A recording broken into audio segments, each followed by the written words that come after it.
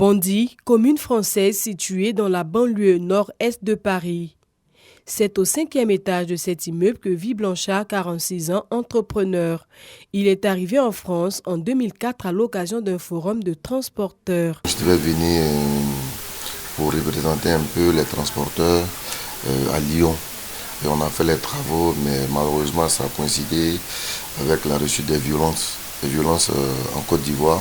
Et donc j'étais obligé de rester.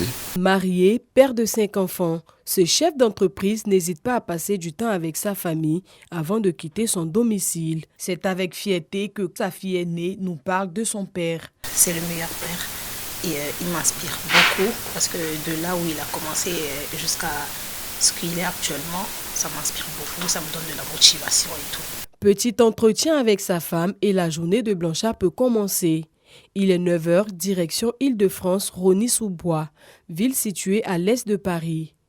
Au 8e étage est installé Blanchard et son équipe. C'est en 2009 que notre chef d'entreprise monte sa société de sécurité avec 7 500 €, environ 3 millions de francs CFA. Ici, nous les immigrés, on intervient beaucoup dans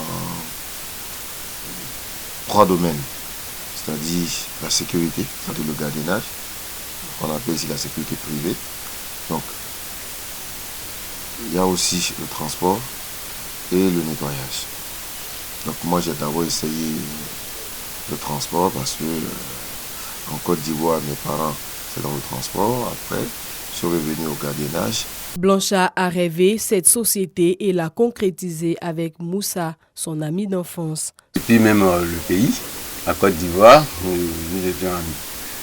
Voilà, et puis j'ai vu que M. Diaby, c'est quelqu'un qui voulait forcément travailler à son propre compte. Depuis le pays, il nourrissait cette ambition-là. Donc quand on s'est retrouvé ici, j'ai vu que c'est quelqu'un aussi, qui était toujours, il me parlait chaque fois de ça, il faut qu'on se mette à son propre compte, et tout. Il nourrissait cette ambition.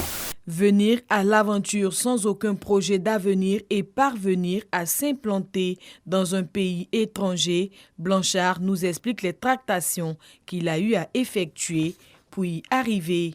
J'étais le seul salarié, je travaillais pendant 6 mois.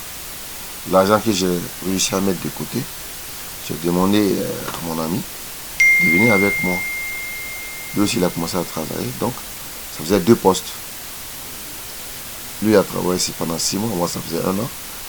On a mis encore cela de côté. On a pris une 3e personne maintenant. Et ça c'était pour ne pas avoir de dettes. Parce que ici, en tant que déjà immigré, c'est difficile. Et quand l'entreprise n'a pas de bilan, on ne peut pas aller vers la banque. Et quand on n'a pas une certaine ancienneté, on ne peut pas aller vers les banques. Il faut s'autofinancer. Pour arriver à ce stade, le père de famille a dû essuyer plusieurs échecs. Blanchard nous raconte son vécu. Est-ce que c'est facile d'entreprendre en France? Pour dire vrai, pour des Africains, c'est très difficile. C'est très difficile. C'est même un parcours de combattant. Parce qu'au départ, il n'y a pas d'aide. Il n'y a pas de cadeau. Il faut être patient, il faut être rigoureux. Et puis, surtout le plus important, il faut avoir la foi. L'entreprise emploie aujourd'hui plus de 200 salariés de façon directe et 100 de façon indirecte pour un chiffre d'affaires qui oscille autour de 4,5 millions d'euros du fait de la Covid-19. Ce chiffre est estimé à environ 3 milliards de francs CFA. Malgré cela, Blanchard ne baisse pas les bras. Le chiffre d'affaires annuel des 3 dernières années, on sait que en 2019, nous étions autour de 6 millions d'euros. Mais avec la Covid-19, 2020, ça a vraiment chuté, quoi. Donc nous sommes autour de 3 millions 5, 4 millions 5, parce que, comme je vous ai dit, on a eu une baisse d'activité autour de 25%. Investir dans la sécurité a permis à notre entrepreneur de se relancer dans le secteur des transports, sa passion première. En septembre 2021, Blanchard inaugure en Côte d'Ivoire sa seconde société de transport, et cela grâce au concours d'investisseurs chinois. L'histoire de Blanchard Diaby, de chauffeur de taxi à chef d'entreprise en France, donne de l'espoir à plus d'un.